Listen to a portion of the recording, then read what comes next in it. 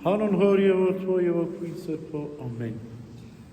Երուսաղեմում մի ավազան կար, որ կոչվում էր Պրոբատիկե։ Ահա այս ավազանի շուրջը մշտապես հավաքված էին կույրեր, կաղեր, հաշմանդամներ։ Ժամանակ առ ժամանակ Տիրոջ հրեշտակը իջնում էր, խառնում էր ավազանի ջրերը և հենց այդ պահին, ով որ կարողանում էր առաջինը մտնել ավազանի մեջ, մաքրվում էր իր հիվանդությունից, կույր կլներ, կաղ կլներ, բորոտ կլներ, ինչ հիվանդություն էլ որ ունենար, անմիջապես մաքրվում էր։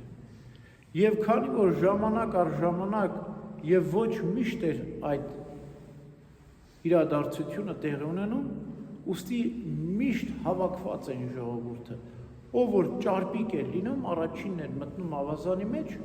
անմիջապես բժշկում էին, բայց քանի որ նրանք հաշմանդամ էին, օգնության կարիք ունեին, միայնակ չէին կարող, ուստի առաջնորդող էր պետք, օգնող էր պետք, որ առաջինը իջնեին ավազան։ Այս ավազան Աստծո ողորմությունն էր։ Մինչև այդ մարդիկ բուժվել են Աստուծո մարդկանց ձեռքով, մարգարեների միջոցով, ինչպես Եղիան, Եղիսեն և մյուս մարգարեները, անգամ մեռելներին են հարություն տարի, բորոտներին էին սրբում և մեծ հրաշքներ էին գործում, բայց Քրիստոսի գալստյան ժամանակ, երբ Հովհաննես Մկրտիչը հատկապես գլխատվեց, որ մարգարեներից վերջինն էր, այլևս մարգարե չկար։ Աստծո ողորմությունը շնորհը միայն այս Պրոբատիկեի ավազանի միջոցով էր լինում։ Միայն Աստված այսպես էր բուժում։ Ավանդության համաձայն այդ Պրոբատիկե ավազանի մեջ մի գերան էր, որ հենց հրեշտակը այդ գերանի վրա էր իջնում։ Եվ այդ գերանը հետագայում օգտագործվեց Քրիստոսի խաչափայտի համար։ Այդ գերանի վրա իջնում էր հրեշտակը և հետո այդ նույն գերանը պատրաստեցին Քրիստոսի խաչը։ Եվ հենց այս Պրոբատիկայի ավազանը շատ հետաքրքիր խորհուրդներ է մեզ համար բացահայտում։ Քրիստոս նոր ավազան պետք է պատրաստեր, նոր մկրտության ավազան պետք է պատրաստեր, և հենց Պրոբատիկայի այս ավազանը մկրտության ավազանի նախօրինակն էր։ Մկրտության ավազանի մեջ մենք խաչն ենք իջեցնում, խաչով օժնում ենք, ինչպես Պրոբատիկեի ավազանի մեջ Քրիստոսի խաչափայտի գերանն էր գտնվում, այդպես էլ այս մկրտության ավազանի մեջ խաչ իջեցնում ենք, օժնում ենք։ Այդ խաչի վրա, խաչի գերանի վրա հրեշտակն էր իջնում, և հենց հրաշք էր տեղ ունենում, մարդիկ իրենց հիվանդություններից բուժվում են։ Ճիշտ այդպես էր, երբ խաչով օժնում ենք ջուրը, մյուրոնը կաթեցնում ենք, մյուրոնը Սուրբ Հոգին է, այնտեղ հրեշտակն էր իջնում, այստեղ աղավնին է իջնում, Սուրբ Հոգին է իջնում։ Եվ եթե այնտեղ մարմնավոր հիվանդություններից էին բժշկվում, ապա այստեղ հոգևոր հիվանդություններից են բժշկվում,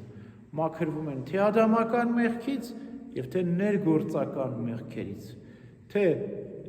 մեղավոր բնությունն է մաքրվում և թե մեր մեղքերից ենք մենք ազատագրվում։ Ադամականը դա մեր մեղավոր բնությունն է, իսկ ներգործականը մեր մեղքերն են։ Եվ այսպես մկրտության ավազանը մեզ սրբում է։ Մեկ անգամ իջնելով մաքրվում էին Պրոբատիկե ավազանը, այդպես էլ մկրտությունը մեկ անգամ է, երկրորդ անգամ չի կարելի մկրտվել։ Առաջին և մեկ վերջին անգամ պետք է մկրտվել ու մաքրվել։ Մնացած սխալներից մենք ապաշխարությամբ ենք մաքրվում, իսկ մկրտության ավազանից ներգործական և ադամական մեղքերից ենք մաքրվում։ Ուրեմն իմացանք, որ Պրոբատիկե ավազանը Սուրբ մկրտության ավազանի նախօրինակն էր, և երբ Քրիստոս հաստատեց մկրտության խորհուրդը, երբ մարդիկ արդեն Սուրբ մկրտությամբ էին մաքրվում, Պրոբատիկե ավազանը դադարեց իր գործունեությունը։ Եվ հա այդտեղ մի անդամալույց կար, 38 տարվա անդամալույց էր։ Երբ Քրիստոս մոտեցավ ավազանին, տեսավ այդ անդամալույցին, 38 տարի պատկերացնում եք, կյանքի կեսը գոսացած էր, տանջվում էր, չարչարվում էր։ Եվ ասաց, ուզում ես մաքրվել, ասաց, ես ինչպես մաքրվեմ, ոչ բարեկամ ունեմ, ոչ հարազատ ունեմ, ոչ օգնող ունեմ, որ առաջինը ինձ իջեցնեն։ Մյուսները արագ իջնում են, մաքրվում են, ես 38 տարի այստեղ նստած եմ, բայց չեմ մաքրվել։ Եվ Տերը նրան դիպավ եւ ասաց. մաքրվիր, եւ անմիջապես բուժվեց այդ անդամալույցը, ոտքի կանգնեց եւ գնաց քահանայապետների մոտ ու ասաց, որ Քրիստոս ինձ բուժեց։ Եվ հետո Քրիստոս նորից տեսավ այդ անդամալույցին, 38 տարվա անդամալույցը, որ բուժվել էր, գնաց քահանայապետերի մոտ, չգիտեմ, դիտմամբ կամ պատահմամբ, գնաց մատնեց Քրիստոսին, ասեց, Քրիստոս ինձ բուժեց, եւ դրա փոխարեն ավելի են հետապնդում Քրիստոսին։ Քրիստոս բարին էր գործում, նախանձից դրդված ավելի են հետապնդում, ուզում էին հալածեին։ Այդ պատճառով Քրիստոս շատերին, որ բուժում էր, ասում էր, ոչ ոքի մի ասեք, որ ես եմ ձեզ բուժել, որպեսզի ինձ չհետապնդեն, որպեսզի դուք էլ ձեր շնորհը չկորցնեք։ Բայց այս անդամալույցը չլսեց Քրիստոսի խոսքերը։ Գնաց եւ քահանայապետերին հայտնեց, ասաց, Քրիստոս էր, որ ինձ բուժել։ Հետո Քրիստոս նորից տեսավ նրան։ Եվ ասաց, տես, մաքրվեցիր։ Մեղքեր չգործես, որպեսզի ավելի մեծ չարիք քեզ չհասնի։ Սրանով Քրիստոս ուզում էր հասկացնել, որ այդ քո անդամալությունությունը մեղքերի պատճառով է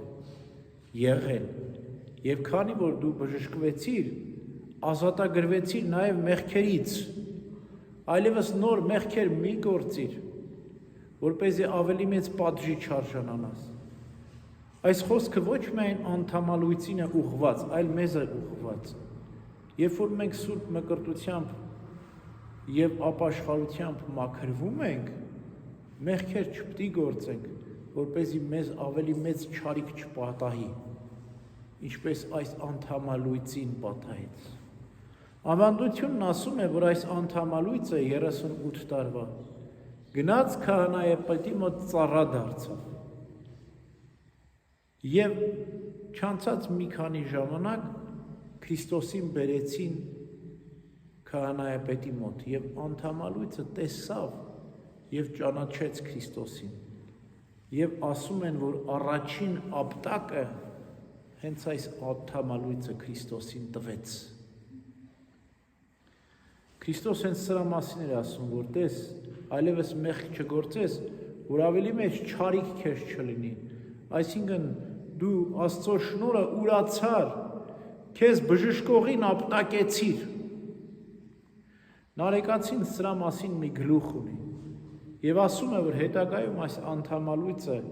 Քրիստոսին ապտակելուց հետո, Տիրոջ հարությունից հետո, ավետարանը քարոզելուց հետո դարձի եկավ, զղջաց, ապաշխարեց եւ այսքան մեծ ապերախտությունից հետո էլ Քրիստոս ներեց նրան, ընդունեց ապաշխարությունը եւ մենք ըստ եկեղեցու սուրբ ավանդության այլևս բարի հիշատակով ենք հիշում այս 38 տարվա անդամալույցին, որ սկզբում մարմնով բժշկվեց, հետո մեղք գործեց, հետո հոգով բժշկվեց։ Կարծես այս անդամալույցի կյանքը մեր կյանքը լինի։ Մենք մկրտության ավազանից բուժվում ենք, հետո նորից մեղք ենք գործում, հետո նորից զղջում ենք եւ Աստված նորից ընդունում է մեր դարձը, բայց հավերժ չի կարող այսպես լինել։ Մի օր մենք Աստված ոչ անի, ծանր կսայթաքենք, այլևս չենք կարող ոտքի կանգնել։ Ուրեմն երբ որ բժշկվեցինք, ոտքի կանգնեցինք, այլևս մեծ մեղքեր չգործենք, որպեսզի Տիրոջ խոսքը մեզ մխիթարի, Աստծո խոսքը, Սուրբ ավազանի մկրտության շնորհը մեր մեջ գործի։ Ամեն։